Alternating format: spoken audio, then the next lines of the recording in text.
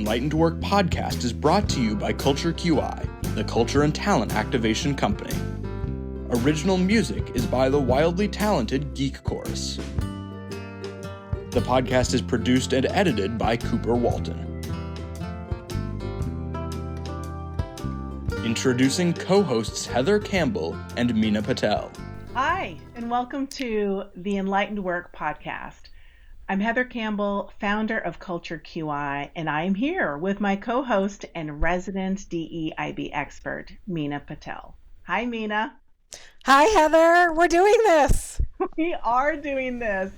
We are so excited to premiere this podcast and share new practices and thinking in the world of work and leadership. In each episode, we aim to learn along with you and challenge both aspiring, emerging, and established leaders to really deepen our collective self-awareness and evolve our leadership skills and actions. Now you might be listening, why a podcast and why now? Well, as Meena and I have talked for many months, the world of work is just changing so rapidly. And it's a direct reflection on our world at large that's just undergoing numerous economic, cultural, and generational shifts and rifts, right? I think the COVID years were an accelerator for these shifts that are just putting further pressure on our communities, organizations, and businesses to adapt and change to a new normal. But here's the challenge. No one actually knows what the new normal is yet. So there's this tension between the way things were and the future state. Rifts like in-office mandates versus virtual workforce, and human-centric versus AI-centric.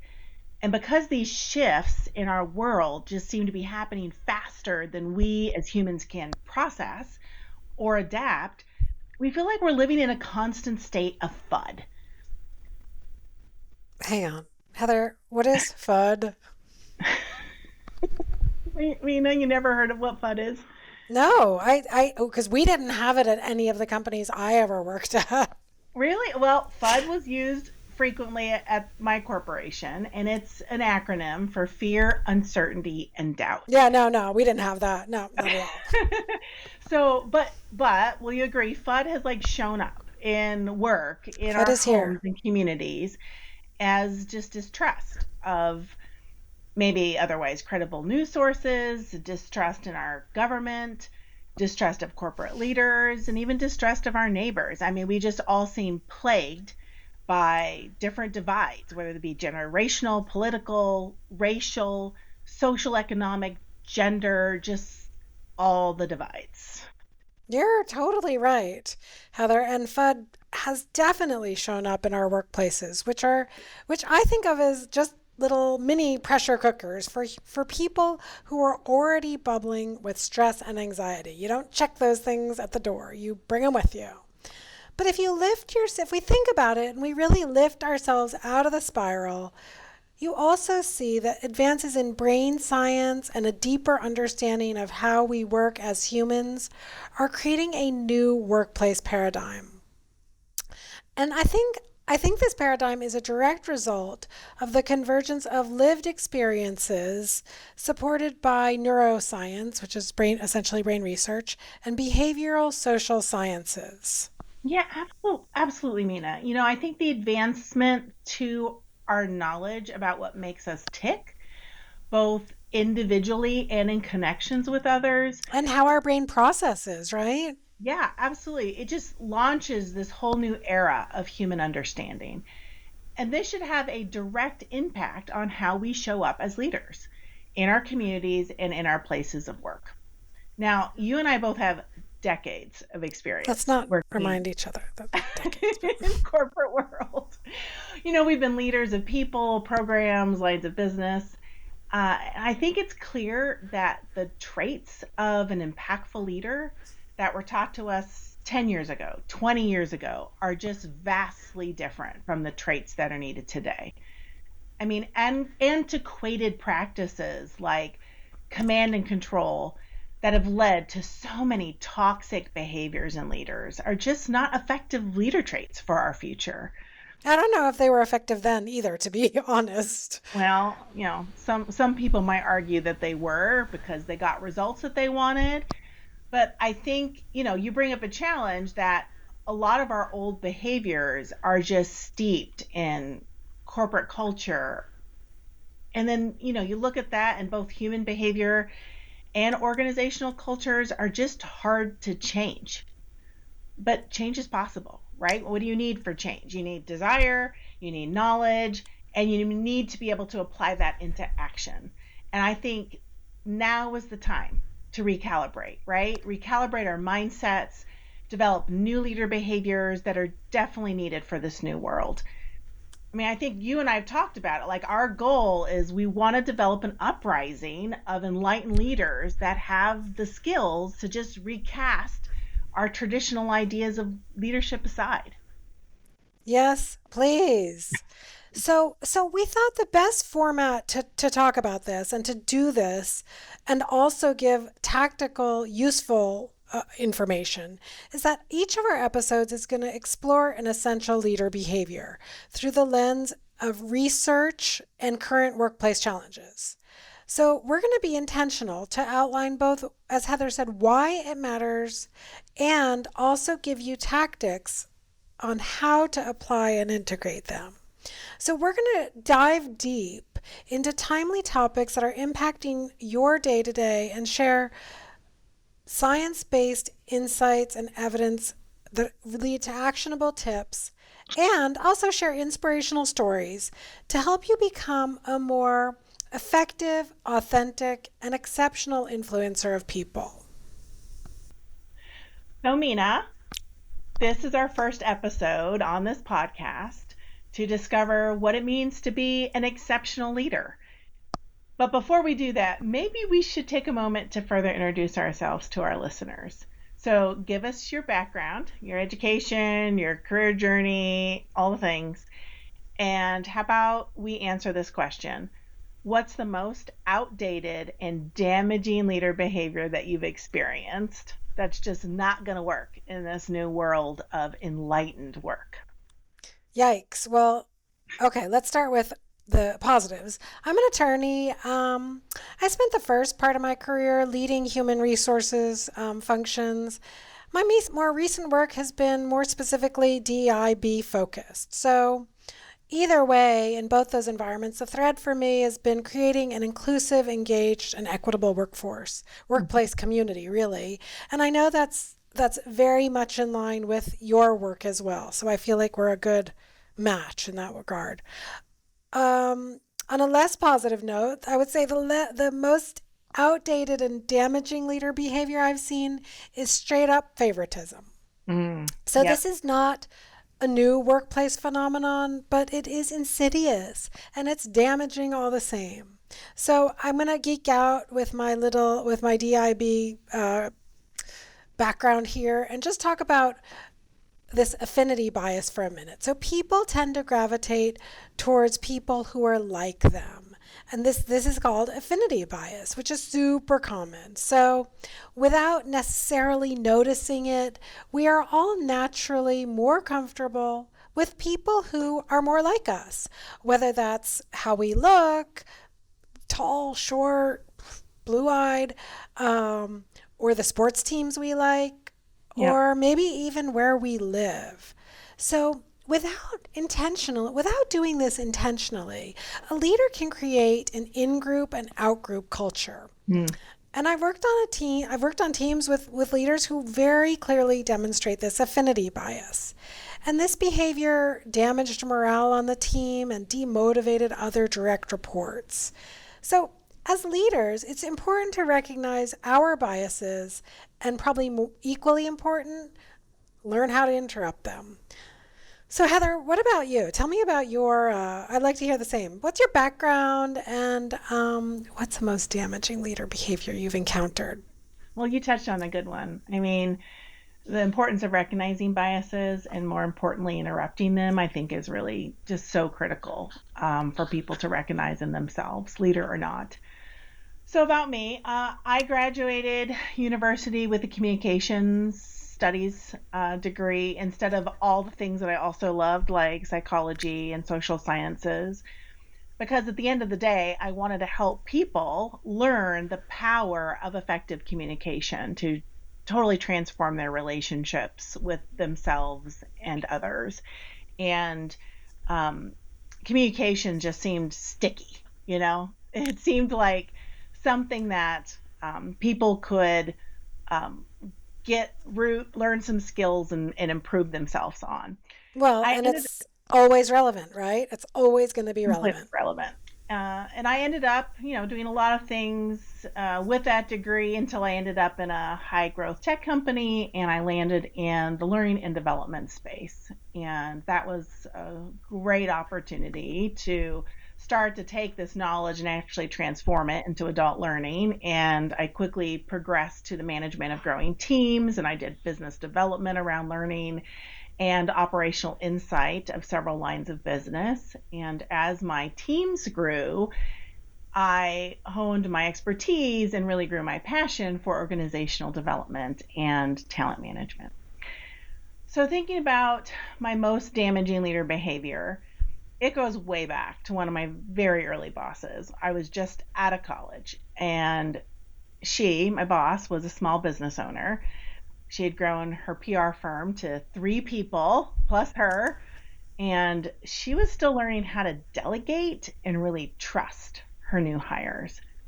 Meena, she micromanaged me so hard for the first few months that she would dictate my water intake and I don't like where that's going. when I could and could not go to the restroom. She was scared of me That's a missing nightmare. important I know, she was scared of me missing an important phone call from a news editor, and it was unbelievably frustrating To and say the kind least. of demoralizing, Now, with multiple years under my experience, I understand where that behavior was coming from, but at the time it was just really frustrating. I don't know if Well, you've and physically uncomfortable, I might add. Yeah, it was, kind of had to learn how to hold it. And I don't know if you've heard of Ken Blanchard. He has some great education around situational leadership behaviors. And so I 100% believe that leaders should give appropriate levels of oversight, especially sometimes with newer out of college employees. But not allowing me to go to the restroom, that went too That's far. beyond. But enough about me. Let's get to the topic at hand for us today. On our premiere episode, we are excited to introduce our 10 exceptional leader behaviors for enlightened work. So let's go. I think it's really important that we define the terms we're talking about so that we can all be on the same page. And there are literally thousands of books and articles and opinions about what makes a good leader. Heather and I combed through many hundreds of them. Mm-hmm. There is not one universally accepted definition of leadership. So that ended up meaning that we got to pick the one we liked best. That's right. And we had absolutely no affiliation with the Australian Defence Force, but this is the one that resonated the most as we are leaning into the hope of an enlightened workforce and enlightened leadership. So, the Australian Defence Force says leadership is the process of influencing others to gain their willing consent in the ethical pursuit of missions. So, our definition of a leader is not limited to title or hierarchy. When we were putting this together, we were thinking like anyone can be a leader, literally anyone. So, it is our fundamental belief that all humans have the capacity an opportunity to lead and influence in their daily interactions with others, whether that's in the workplace or in 8 million other spaces in which you find yourself. Yep. So as Heather and I spent hours planning and thinking about this podcast, what we've done is we came up with our 10 exceptional leader behaviors, our ELBs. And these are based on our many decades of combined experiences, the evidence-based research, and the changing landscape of the workplace. Yeah, this is totally rooted in research and it aligns with both the future and now need of these workplaces. And I think these essential behaviors, and I love it, you just call them ELBs, they're really grounded in that belief that these are skills that can be developed through learning and practice. That might be the most critical piece of our entire series is that these can be learned. This is not something like, oh, well, that person was born a leader. Oh, that person wasn't. That is Right. not how, this is not our belief. And that's actually not what brain science says either now. So here are our 10 enlightened leadership traits. And number one is not going to surprise anybody, but it's so fundamental. This is the desire to make a positive impact in the world.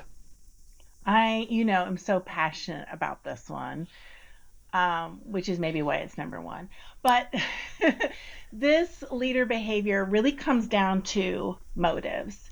And, you can argue that you can have a bad motive and still make an impact in the world. You can argue that you can be entirely motivated to do evil and have a bad impact on the world. But for us, in terms of what's important and impactful for an enlightened leadership, it is a desire to have positive impact. So it's important to think about what's your motive for being a leader. Is it power, status, position? Is it just for money? I mean, you need to understand if you have influence, you've got to know your motivation for wanting to lead in the first place. And you have to keep those motives in check every day. That's right. That's right. I love it. So, number two on our list, again, this is a very, very densely populated list, and the definitions and what we have on this list could be, each one of them could be like years of podcasts, but that's not how we're structuring this. So number two is emotional intelligence, also kind of shorthanded as EQ. So it's a big one to unpack and it's going to take some time, but basically EQ encompasses 5 areas: self-awareness, including our awareness of biases, self-regulation, socio-cultural awareness, empathy and motivation, which we already talked about a little bit in number 1. So EQ allows us to collaborate with and manage others through change, which is also a very key trait of leaders. Yep. So 3 is a favorite of mine. They're all favorites. I mean, these are like trying to pick your favorite kid, I think. Growth mindset and continuous learning and curiosity. Once you've said, I don't know how to do that and I never will, or I'm not good at that and I never will be, you have just closed a zillion doors and you have declared that you do not have a growth mindset or continuous learning. Now, I will say that I'm probably not going to become a star at calculus at this point in my life, but I'm actually very happy to relearn why calculus is so important, or the underpinning of physics, which is calculus, I think, or I may have that backwards. Happy to learn about it. I might not learn how to do derivatives and the things that come with calculus all over again. Growth mindset is a way of thinking. Yeah. So number 4 is future forward optimism and hope. This is, again, critical mindset for an effective leader. 5 is something that a lot of these are things we've heard about: authenticity. This is a willingness to share who you really are and your imperfections. And Heather and I spend a lot of time together, and maybe not sharing all our imperfections, but certainly sharing some of them. And just being real is a huge key to developing trust and to being a impactful leader. 6 is communication in all the ways. So this is when I said that Heather's major was kind of eternally relevant.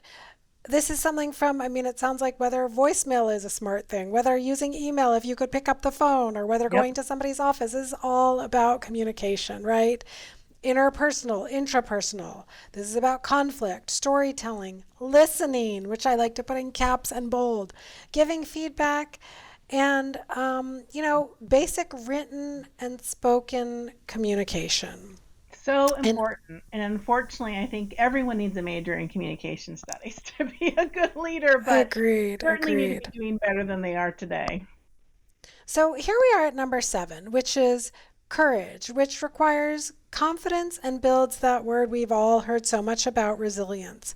Resilience is a key part of, again, effective leadership and enlightened work. Cannot just like, once one thing goes wrong, you can't just be like, oh, well, you know what? I think I'm done here. That's not, we just No. gotta have that bounce. Gotta be the Tigger, right?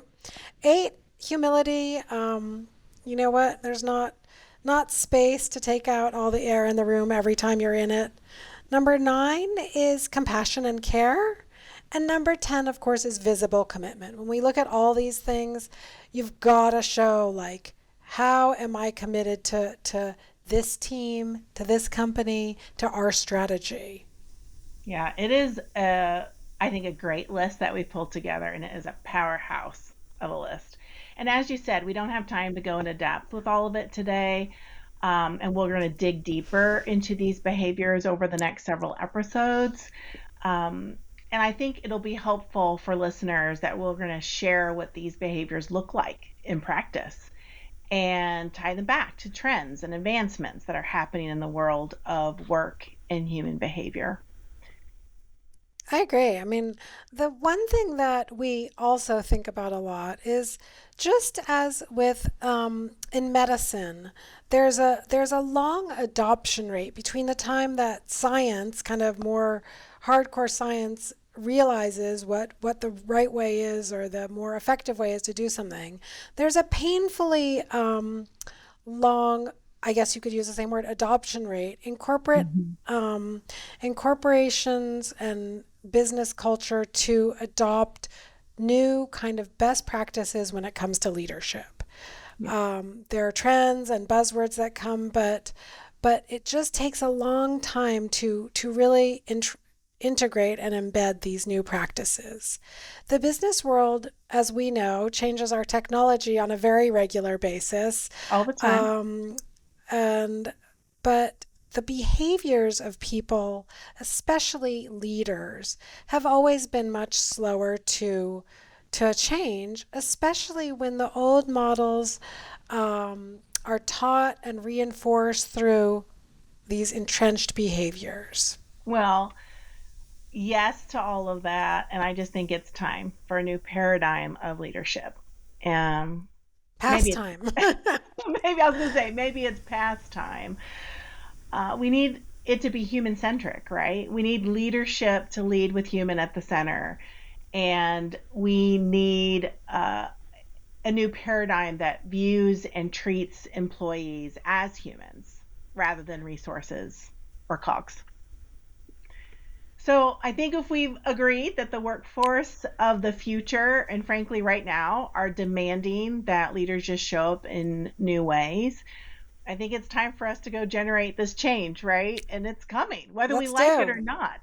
It's coming, and the change just requires a different set of leadership behaviors that anyone, as we talked about at the very beginning, anyone with the desire to influence, the desire to make an impact in their communities and companies, absolutely can learn and put into practice and adopt.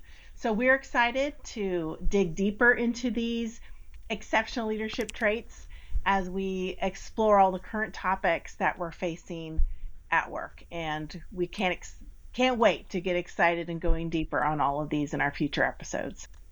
So I think that's a wrap. This podcast is brought to you by Culture QI, the Culture and Talent Activation Company. And for more content and engagement with Meena and me and all the things that we're involved in, go ahead and follow the Enlightened Work podcast on Instagram, YouTube, or TikTok. And thank you for joining the Enlightened Work Uprising. Until next time, be the good. Be the good.